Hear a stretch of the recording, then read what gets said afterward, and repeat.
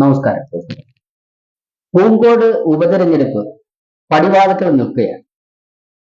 ഈ തെരഞ്ഞെടുപ്പിൽ UDF എത്രമാത്രം വിജയസാധ്യത കാണുന്നു? പൂങ്കോട് വാർഡ് ഉപതെരഞ്ഞെടുപ്പിനെ പറ്റി പറയുകയാണെങ്കിൽ നമുക്കറിയാം, ചടയമംഗലം ഗ്രാമപഞ്ചായത്തിലെ UDF വളരെ സാധ്യതയുള്ള അനുകൂലമായ ഒരു വാർഡാണ് പൂങ്കോട്. കഴിഞ്ഞ മുൻകാല വർഷങ്ങളിലൊക്കെ തന്നെ അവിടെ UDF സ്ഥാനാർത്ഥികൾ പരാജയപ്പെട്ടിട്ടുള്ളത് 10-15 വോട്ടുകൾക്ക് മാത്രമാണ്. ഈ തെരഞ്ഞെടുപ്പിൽ UDF തികഞ്ഞ വിജയപ്രതീക്ഷയാണുള്ളത്. പൂർണ്ണമായും തെരഞ്ഞെടുപ്പ് കളത്തിലേക്ക് UDF അരയും തലമുറയ്ക്ക് ഇറങ്ങുകയാണ്. ഈ തെരഞ്ഞെടുപ്പിൽ ജനങ്ങളെ മുന്നിൽ UDF എന്ത് വിഷയം ഉയർത്തിയാണ് വോട്ട് ചോദിക്കുന്നത്?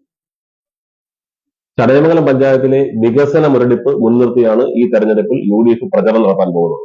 നമുക്കറിയാം, കേരളത്തിലെ ഗ്രാമപഞ്ചായത്തുകളിൽ സ്വന്തമായി ഒരു ഗ്രാമപഞ്ചായത്തിന്റെ ഒരു കെട്ടിടം പോലും ഇല്ലാത്ത, ഒരു ആസ്ഥാനം പോലും ഇല്ലാത്ത ഒരു പഞ്ചായത്താണ് നമ്മുടേത്.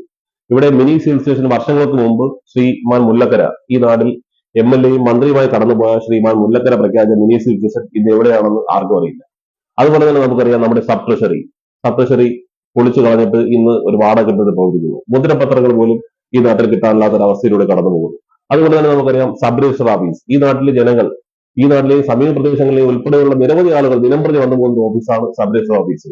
ഈ ഓഫീസ് ഇന്ന് പൊളിച്ചു കളഞ്ഞിട്ട് ഒരു കല്ല് പോലും ഇടുവാൻ ഇവിടെ ഭരിക്കുന്ന ഭരണാധികാരികൾ കഴിഞ്ഞിട്ടില്ല. ഇന്ന് സബ് രജിസ്റ്റർ ഓഫീസ് വാടക കെട്ടിടത്തിൽ പ്രവർത്തിക്കുന്നു. മിനി സിവിൽ സ്റ്റേഷൻ യാഥാർത്ഥ്യം ആവുന്നതിന് കാത്ത് എത്രയോ സർക്കാർ ബിൽഡിങ്ങുകൾ, എക്സൈസ് ഡിപ്പാർട്ട്മെന്റ് അടക്കമുള്ള സർക്കാർ സ്ഥാപനങ്ങൾ സ്വന്തമായ കെട്ടിടമില്ലാതെ ഇവിടെ നിൽക്കുകയാണ്. അതുപോലെ തന്നെ നമുക്കറിയാം, നമ്മുടെ KSRTC 56 സർവീസുകളുള്ള KSRTC ഇന്ന് നാമമാത്രമായ സർവീസുകൾ മാത്രമാണ് ചടയമംഗലം നടത്തുന്നത്. KSRTCയുടെ ഓഫീസ് സംവിധാനം പൂർണ്ണമായും പൊളിച്ചു മാറ്റി. ഇപ്പോൾ അവിടെ ഒരു 1-2 സ്റ്റാഫുകൾ മാത്രമാണുള്ളത്. ഇതെല്ലാം പൂങ്കോട് വാർഡിൽ സ്ഥിതി ചെയ്യുന്ന സംഭവ വികാസങ്ങളാണ്.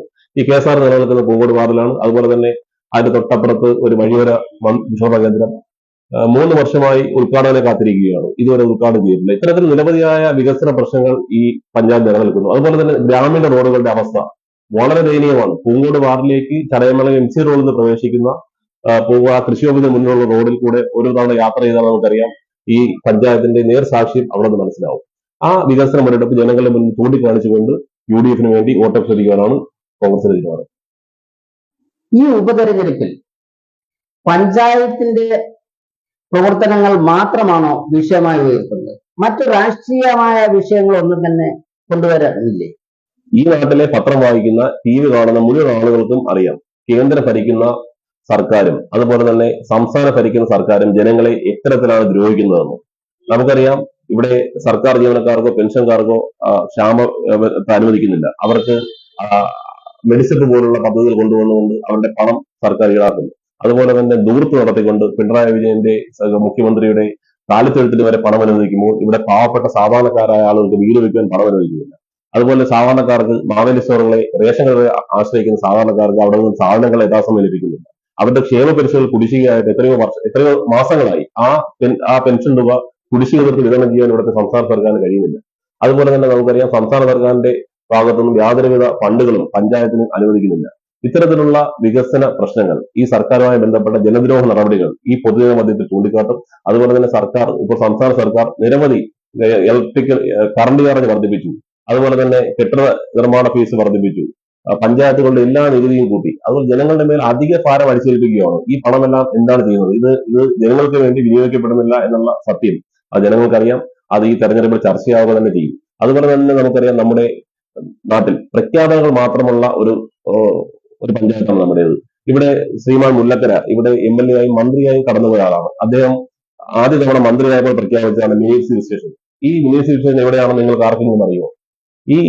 ഈ പ്രഖ്യാപനങ്ങൾ ഓരോ വർഷവും ആവർത്തിക്കപ്പെടുന്നതല്ലാതെ ഈ പദ്ധതികൾ യാഥാർത്ഥ്യമാക്കുന്നതിന് യാതൊരു നടപടികളും ബന്ധപ്പെട്ട ഭരണാധികാരികൾ സ്വീകരിക്കുന്നില്ല. ഇതെല്ലാം പൊതുജന മധ്യത്തിൽ തുറന്നു കാട്ടും. ഈ സ്റ്റേറ്റ് ഗവൺമെന്റിന്റെയും സെൻട്രൽ ഗവൺമെന്റിന്റെയും ഉൾപ്പെടെയുള്ള ത്രിതല പഞ്ചായത്ത് ഭരണത്തിലെ അഴിമതികളും വികസന മുരടിപ്പും ഈ തെരഞ്ഞെടുപ്പ് ചർച്ചയാവുക തന്നെ ചെയ്യും. അതിൽ യാതൊരു തർക്കവുമില്ല.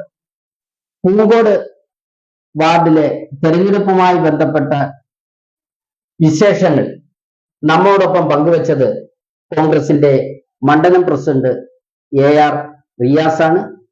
ഇത്രയും നേരം സാക്ഷി പ്രേക്ഷകർക്ക് വേണ്ടി സമയം കണ്ടെത്തിയതിൽ സന്തോഷം.